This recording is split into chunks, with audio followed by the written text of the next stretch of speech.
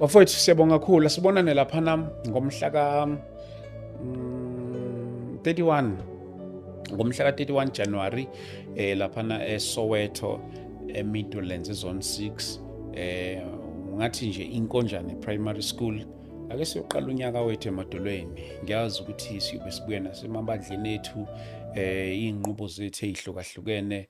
Abanye beqala ama-fasting from umhla ka-1 aphela la aphela khona, mhlawumbe nabanye benze o-21 days, abanye inyanga yonke njalo njalo. So senzela umhlangano lona specifically for abazalwane ukuthi ake siyohlangana-ke laphana laphana eMidlands Zone 6 ke siyothandazana sonke. Ngiyazi ukuthi kunabanye abazobe befika okokuqala lapha eGauteng.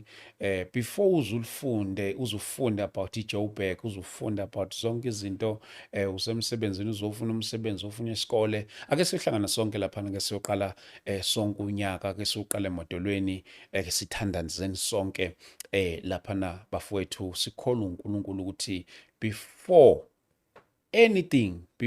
nje anything kunoNkulunkulu.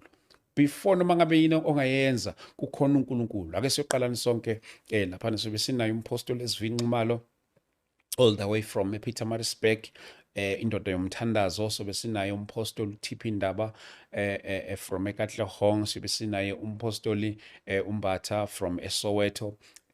Asipheleni sonke laphana bafowethu ke siyodumisa inkosi. Ke siyomncenga uNkulunkulu nangayo unyaka 2026. Ke siyomncenga ukuba asithwale njengoba sithwalile nango-2025, akasithwale futhi naku-2026 egameni likaJesu Kristu. Ngakhumbula umprofeti uMsimanga athi the journey it is no longer our concern but sekungaye. So ake siyomncengani sonke ke bafowethu laphana uNkulunkulu sonke for unyaka ka-2026 egameni likaJesu Kristu waseNazareth. For more info 0788 417 844. And we believe, and if ungeza ukuphumelela, we will try our level best ukuthi inkonzo yethu ibe live khona lapha. Ndisemkhulu uNkulunkulu ukuthi noma ngabe kuphi uzokhona ukuthi ujoyine ube ingxenye yawo lomkhuleko esiyoba khona lapha. Noma abusuka phi ke,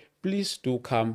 Kuyobe kumhla ka 31 starting from u10 ekseni, okusho ukuthi it a whole day service. Asikobe kungekho ebusuku, it's one day bafowethu, akusiyimvuselelo, it's one day service. Siqala ngo-10 so siyophuma late, ngo-10 ekseni so siyophuma late. Akusiyinkonzo yasebusuku, inkonzo yasekuseni egameni likaJesu Kristu waseNazaretha.